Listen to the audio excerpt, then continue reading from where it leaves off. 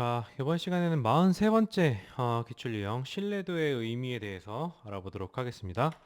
자, 신뢰도는 측정의 일관성을 의미하는 그 개념이에요. 측정의 일관성이라는 게 뭐냐면은 우리가 어떤 좀 척도나 설문지나 이런 것들을 가지고 여러 사람들에게 측정했을 때 그 측정이 동일한 결과를 나타내는데, 그러니까 예를 들면 이런 거예요. 그러니까 불면증이 있는 사람들한테 왜냐면 제가 이제 불면증이 되게 심하거든요. 요즘엔 좀 괜찮긴 한데 예전에는 막 그 12시에 누우면 거의 막 4시 이렇게 돼서 잠이 들거나 그랬었거든요. 요새는 피곤해가지고 그런 것 같아요. 아무튼 약간 TMI였고. 자, 어쨌든 뭐라 그랬지?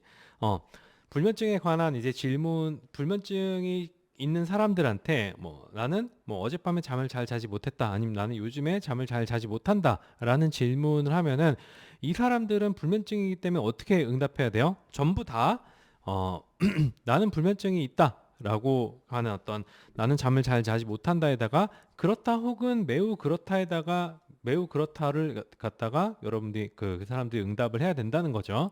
자, 그랬을 때 척도가 동일한 대상을 특정을 할 때 반복적으로 동일한 결과를 얻는 게 이제 신뢰도라고 이야기를 할 수가 있습니다. 그러니까 물어볼 때마다 계속 같은 값을 내야지만 이게 신뢰도가 높은 거지.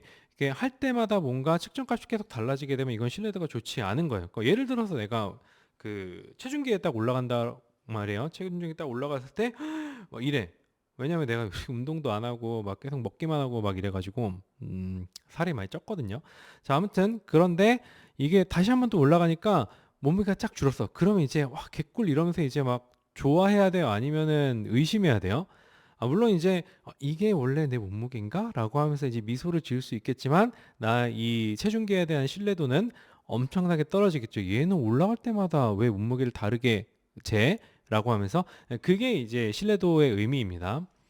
자, 신뢰도가 높은 척도의 경우에는 여러 측정 상황에서 일관성 있게 어떤 결과가 나타나고 신뢰도가 낮은 척도의 경우에는 여러 측정 상황에서 일관성이 굉장히 낮게 나타나게 되겠죠. 그러니까 이게 여러분들이 이제 체중계 같은 경우에는 매번 올라갈 때마다 어떻게 해야 돼요?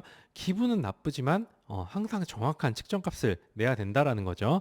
자, 신뢰도를 검증하는 방법은 검사, 재검사 신뢰도, 이게 재검사법, 동형 검사 신뢰도, 복수양식법, 반분 신뢰도, 반분법, 내적 일관성 신뢰도 이런 것들이 있어요. 검사, 재검사 신뢰도 같은 경우에는 검사를 한번 하고 어, 다른 시점에 이제 또 한 번 더 검사를 하는 거예요. 그래서 얘네 둘을 비교해 가지고 얼마나 동일한 값을 나오는지가 보는 게 검사 재검사 신뢰도고, 동형 검사 신뢰도라고 하는 거는 A 타입 시험지랑 그다음에 B 타입 시험지. 우리 수능 같은 경우에 A형, B형 이렇게 있지 않나요? 요즘은 없나?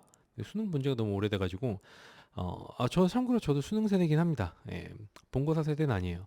자, 아무튼 이 그 A 타입, B 타입이 동일한 어떤 같은 유형의 검사를 비슷한 검사를 만들어 가지고 사람들한테 측정시킨 다음에 얘네들의 값이 뭐 비슷한가 비슷하지 않냐 이런 걸 측정하는 게 동형검사 신뢰도고, 반분 신뢰도라고 하는 거는 척도가 이렇게 있으면 얘를 반으로 뚝 잘라요. 뚝 잘라 가지고 얘하고 나눠서 각각 평가한 다음에 이 둘이 비슷한지 아닌지를 보는 게 반분 신뢰도입니다.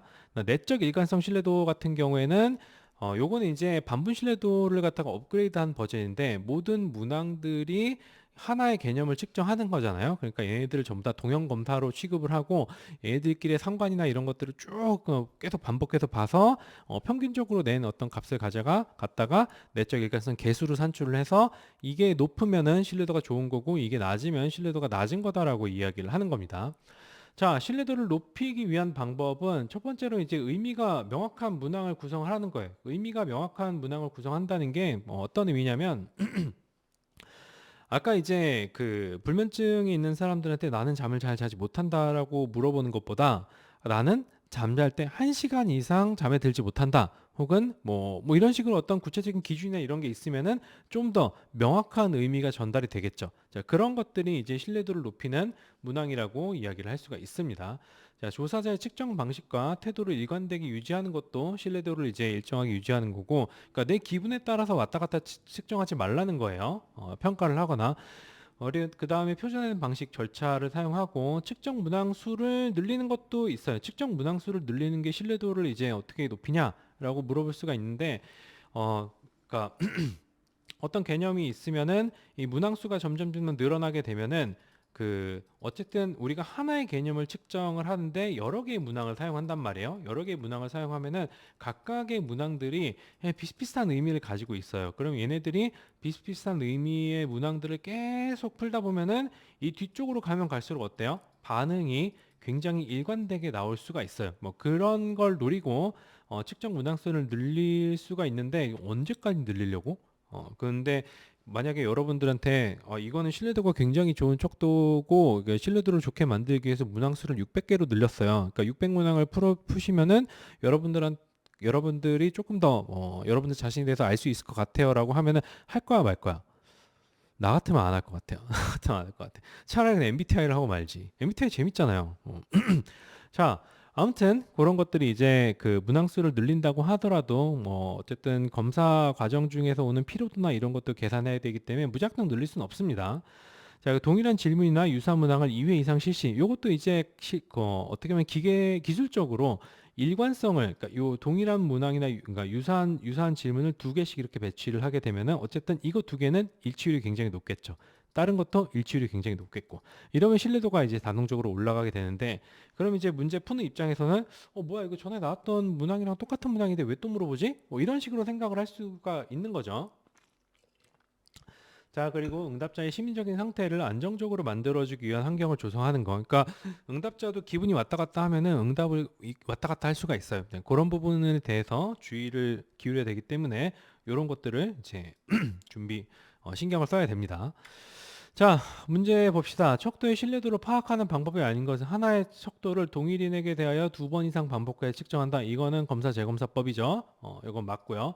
여러 평가자들을 통해서 얻은 측정 결과들 간의 일치도를 비교한다. 뭐 요것도 이제 평정자 간 일치도가 높게 되면 이제 뭐 동일한 기준에 의해서 일관된 반응이 나왔다라고 볼 수 있기 때문에 요것도 신뢰도를 파악하는 방법이고, 측정 점수를 몇 가지 다른 기준과 비교해 일치된 정도를 측정하다. 요거는 신뢰도를 본다기보다는 이제 타당도를 보는 방법이에요. 타당도를 볼 때 중거 타당도라고 있거든요. 그거를 볼 때 사용하는 방법이고, 한 측정 도구의 전체 문항을 반씩 나누어서 두 부분 간 상관성을 측정한다. 이거는 반분 신뢰도예요. 자, 다음 문제 보도록 할게요. 측정의 신뢰도를 높이기 위한 방법으로 거리가 먼 것은 측정 항목의 내용을 명확하게 맞죠? 항목 수를 맞아요. 늘리는 거. 가능한 범위에서 측정 시점을 최대한 길게 정해 측정한다. 뭐 시험 시간이 길면 여러분들 점수가 올라가나요? 아, 뭐 그런 건 아니. 뭐 그거는 예시가 좀 잘못되긴 했는데, 자, 요게 이제 최대한 길게 측정 시점을 최대한 길게 정해서 측정을 하게 되면은 뭐가 문제가 되냐면 어, 오류가 개입될 수 있는 여지가 굉장히 많아져요. 그러니까 뭐 아까 든 예시랑 비슷해요. 여러분들이 시험 시간이 많으면 어때요? 고민하게 되죠. 고민하게 됐을 때 문제 답을 바꾸게 되면 어때요?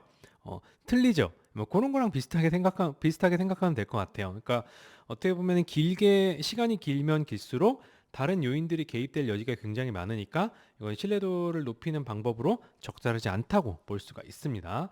그래서 정답은 이제 3번이 되는 거고, 응답자를 배려하는 환경, 분위기 조성하는 거 맞죠? 신뢰도를 높이기 위한 방법으로. 자, 그래서 신뢰도에 대한 내용은 이 정도까지 마무리하도록 하고 이제 다음 기출 유형을 알아보도록 하겠습니다. 수고하셨습니다.